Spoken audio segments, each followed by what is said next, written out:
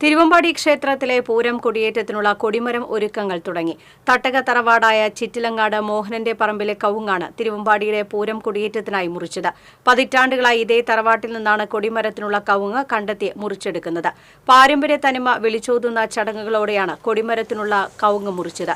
ലക്ഷണമൊത്ത കവുങ്ങ് കണ്ടെത്തി പൂജിച്ച തറവാട്ടംഗത്തോട് അനുവാദവും ചോദിച്ചു വാങ്ങിയ ശേഷമാണ് കവുങ്ങ് മുറിക്കുന്നത്.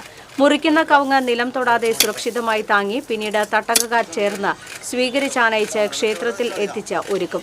മുറിക്കുന്ന കവുങ്ങിന് പകരം 5 കവുങ്ങിൻ തൈകളും പറമ്പിൽ നട്ടുപിടിപ്പിച്ചു. Thiruvambadi Devaswom president doctor T A. Sundar Menon, secretary K. Girish Kumar, joint secretary T. Sasidharan, vice president doctor Prashanth Menon, മറ്റ് കമ്മിറ്റി അംഗങ്ങൾ എന്നിവർ ചടങ്ങുകൾക്ക് നേതൃത്വം നൽകി.